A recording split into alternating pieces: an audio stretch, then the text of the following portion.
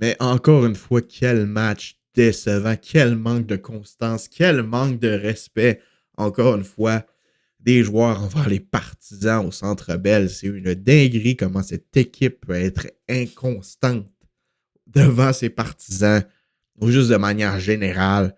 Quel match endormant, quel match plate à regarder. J'imagine même pas avoir été un de ceux qui a payé pour regarder ce match-là au Centre Bell. Je pense que j'aurais crash out. Je pense que j'aurais été fâché, mais c'est horrible. Horrible match du Canadien. J'ai l'impression qu'une game sur deux, on dit ça. Match horrible, après ça, bon match. Match horrible, bon match. Match horrible, bon match. C'est comme. C'est. What? Qu'est-ce qui se passe? Que se passe-t-il? Expliquez-moi quelqu'un, rien qui fait du sens. Salut à tous et à toutes, c'est Ismabs. Aujourd'hui, on se retrouve pour une nouvelle vidéo. Review du match entre le Canadien et les Flyers dans ce mardi soir. Le Canadien qui s'incline malheureusement par la marque de 4-1. Le Canadien qui avait dans sa mire le premier rang dans l'Atlantique ce soir, advenant une défaite des Bruins de Boston. C'est pas arrivé. Mais advenant que le Canadien gagne aussi, c'est pas arrivé non plus.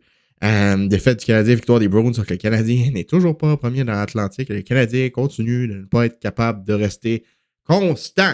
Quel contraste entre le match de ce soir et le match de dimanche face aux Oilers d'Edmonton. C'est une dinguerie. Avant d'embarquer dans mon analyse de match approfondie, je vous invite à vous abonner si ce n'est pas déjà fait. 90% des gens qui regardent les vidéos ne sont pas abonnés à la chaîne. Donc, si vous pouvez prendre un petit 2 secondes pour cliquer sur le bouton t'abonner, active la cloche de notification. L'objectif est de se rendre à 2000 abonnés avant la fin du mois, donc avant l'année 2026. Si on réussit à atteindre cet objectif-là, je ferai tirer parmi les 2000 abonnés un chandail au choix du gagnant du Canadien de Montréal, un chandail officiel, comme ça, comme le blanc, comme le rouge, peu importe, au choix du gagnant avec le joueur qui veut dans le dos. Donc, si tu veux avoir une chance que ce concours arrive, si tu veux y participer, abonne-toi à la chaîne YouTube. On va essayer de se rendre aux 2000 abonnés aussi. Si tu pouvais laisser un petit like sur la vidéo, ce serait vraiment, vraiment malade. Si on pouvait avoir 75 likes sur la vidéo, ce serait super apprécié. Donc, le Canadien, comme je vous l'ai dit, qui s'incline par la manque de 4-1 face aux Flyers de Philadelphie. Les Flyers qui ont joué un bon match ensemble. Le Canadien n'a pas joué un mauvais match en tel, sauf qu'il y a tellement de petits détails qui sont imparfaits que ça fait en sorte que ça devient beaucoup plus gros que ce que c'est réellement. Quand tu additionnes tous les petits détails, ça devient un gros détail. T'sais, le Canadien s'est pas fait laver en tel. Le Canadien n'a pas fait de grosses erreurs, mais toutes les petites erreurs, tous les petits manques de cohésion, tous les petits manques de concentration, des fois, ça s'additionne, puis maintenant, on se rend compte que c'est toutes les petites affaires, c'est devenu une grosse affaire, tu comprends? Ce soir, c'était un match comme ça. Ce soir, c'était un match comme ça.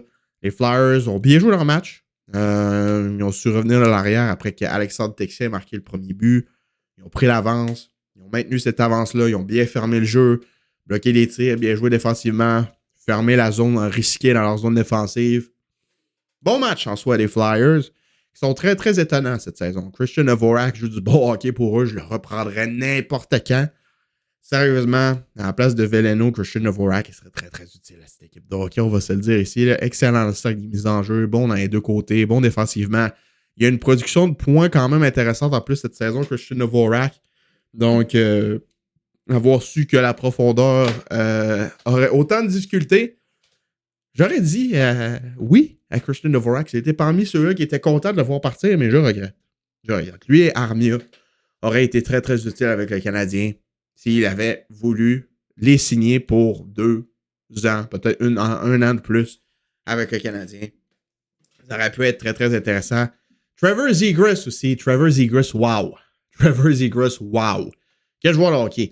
J'arrive même pas à comprendre comment autant d'équipes, autant de personnes, que ce soit dans les fans ou dans les gens de la Ligue, ont pu sous-estimer ce gars-là.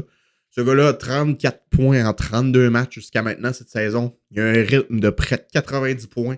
S'il continue à cette vitesse-là, à cette production-là, les Flyers qui ont fait son acquisition pour à peu près 2 bâtons de hockey, un choix de 2e, un choix de 4e et Ryan Poehling.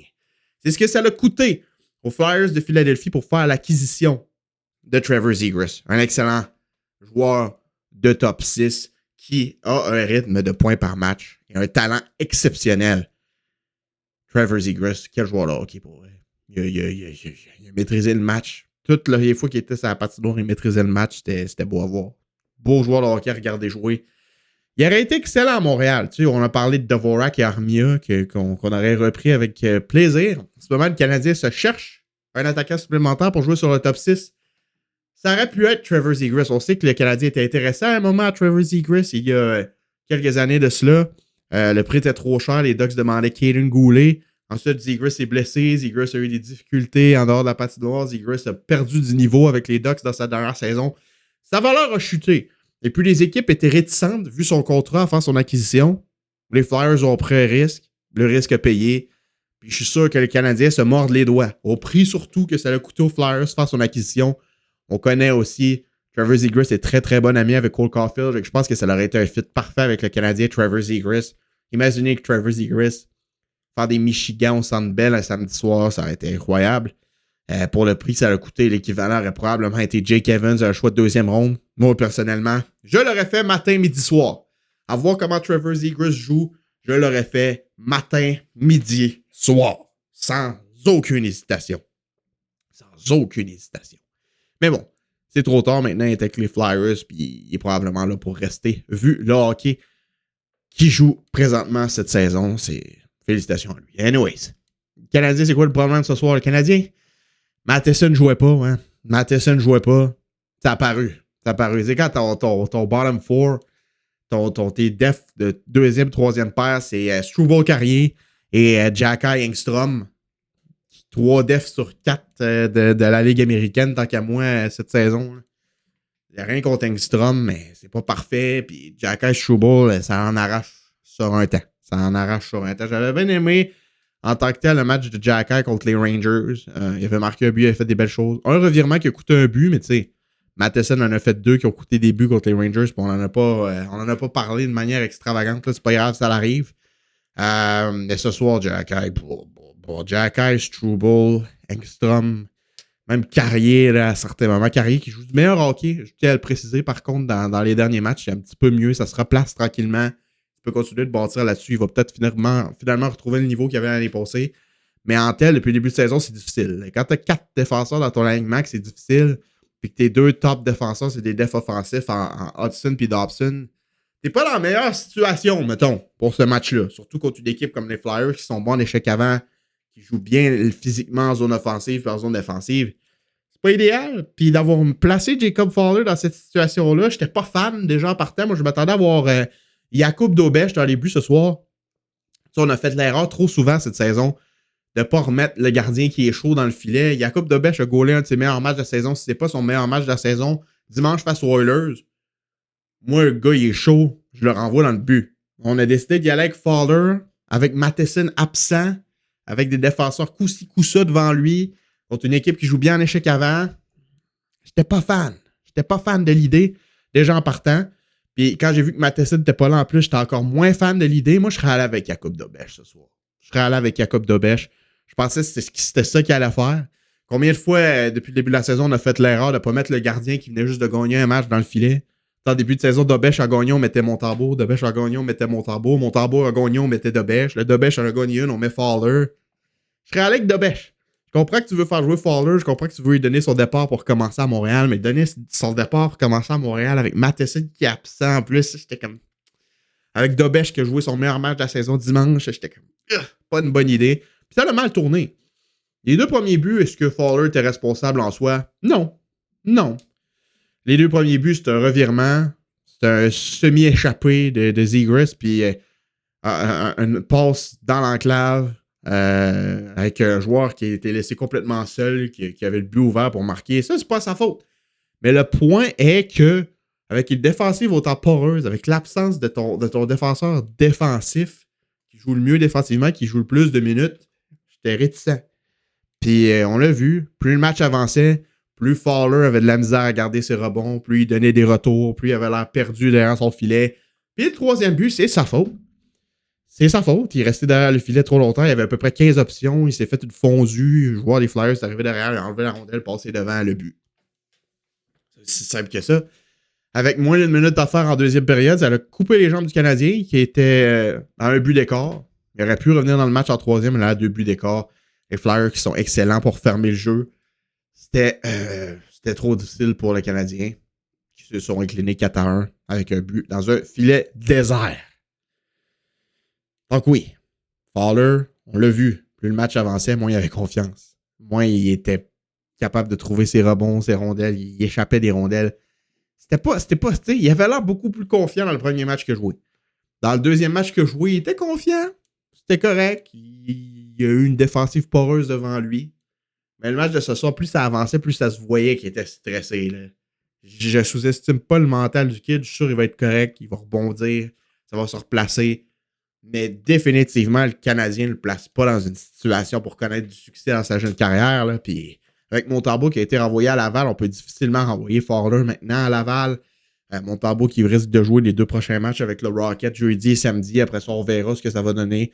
Il est en conditionnement, donc il ne peut pas rester à Laval plus que 14 jours sans passer par le balotage. Donc, le Canadien, éventuellement, n'auront pas le choix de le rappeler. Donc, j'imagine que le plan, c'est de laisser Montembeault se reconditionner à Laval, le rappeler puis renvoyer Fowler par la suite. Mais définitivement, pour moi, c'était pas la bonne décision d'envoyer Fowler ce soir, pour les raisons que je vous ai dit. Jakub Dobeš était chaud. Jakub Dobeš avait joué son meilleur match de la saison dimanche. Jakub Dobeš méritait son départ. Mike Matheson n'était pas là. La défensive était définitivement poreuse, puis c'était sûr, là, regarde, ton deuxième paire, ton troisième paire, c'était sûr que ça allait être poreux. Tu as 3 défenseurs sur 4 de la AHL, puis le 4e, il en arrache cette saison. Fait. C'est ça qui est ça. Gros match de Lane Hutson. Noah Dobson, dans l'ensemble, c'était bien aussi. Lane Hutson, pour le vrai, il a repris du niveau, là, genre, c'était un petit peu plus difficile par bout pour lui, mais depuis 4-5 matchs, là, on voit un Lane Hutson qui a pris une coche. Là. Lane Hutson, quel match incroyable. Ça a été un des meilleurs joueurs du Canadien ce soir avec Demidov qui a joué avec Hargne. Malgré un revirement sur le deuxième but des Flyers, Demidov, j'ai aimé son match. Il a joué avec Hargne, il tirait plus, il était impliqué physiquement. On l'a vu. C'est un des joueurs qu'on a plus vu chez les Canadiens. Hudson, Demidov, Texier qui a joué un excellent match. Texier qui est de meilleur en meilleur à chaque soir. À chaque soir qu'il joue, il est de mieux en mieux. Lui qui est presque en points par match avec le Canadien depuis son arrivée, qui a marqué dans un 2e match consécutif avec un méchant tir. Un méchant tir pour vrai de Alexandre Texier. Dans la sauce, Slavkovski n'a pas joué un mauvais match. Kapanen non plus. C'est vraiment un manque d'opportunisme. Là, le Canadien, on a vu la stat à RDS, 22 tirs ratés dans le match. Manque d'opportunisme. Ils ont eu les occasions, mais ils ne cadreraient pas leurs tirs. Caulfield, je ne sais pas ce qu'il y a depuis quelques matchs. Il décoche moins vite, il cadre moins ses tirs. Je sais que les marqueurs, ça vient par séquence. Je ne suis pas nerveux. Ça va finir par débloquer, ça c'est sûr et certain. Mais ouais, Caulfield aurait pu en marquer une coupe s'il avait été plus opportuniste. Même chose pour Suzuki, même Bolduc. Mais ouais, le manque de constance de cette équipe-là, surtout à domicile, puis surtout en deuxième période, ça leur coûte des matchs, puis il faut vraiment arranger ça. Là, pour vrai. Vivement le retour de Goulet, vivement le retour de Matheson, en espérant qu'il ne soit pas absent trop longtemps. Le Canadien a parlé de jour le jour pour Mike Matheson, je crois, pour son absence. On va espérer qu'il soit là jeudi contre les Blackhawks. Parce que contre les Blackhawks, ce serait bien de ne pas l'échapper. À part de ça, y a-tu d'autres choses à dire? Je pense que j'ai fait le tour pas mal. Là. Pour vrai, le match était plate, le match était décevant. Le match était plate à regarder. Manque d'opportunisme, des erreurs défensives, des erreurs de gardien. Un mauvais choix de gardien, selon moi, pour vrai, je serais allé avec Dobeš. Est-ce que ça aurait changé le résultat du match? Probablement pas, mais je serais allé avec Dobeš, pour les raisons que je vous ai mentionnées. En tout cas, dites-moi ce que vous avez pensé de tout ça dans les commentaires. Il n'y avait pas énormément de choses à dire sur le match, à part que c'était plate, puis à part que j'espère que le Canadien va rebondir. Là. On affronte les Blackhawks, puis les Penguins 2 fois en fin de semaine. Chicago, Pittsburgh. C'est l'occasion d'aller chercher des points au classement. Moi, j'espère que le Canadien va aller chercher 3 victoires. Il faut qu'il aille chercher les 3 victoires. Dans cette séquence-là. Ce serait absolument parfait. Donc, laissez un petit like, abonnez-vous, partagez, commentez, faites ce que vous voulez. C'était votre ami Ismabs. Je vous dis à demain pour une autre vidéo. Passez une bonne fin de journée. À la prochaine et bye bye.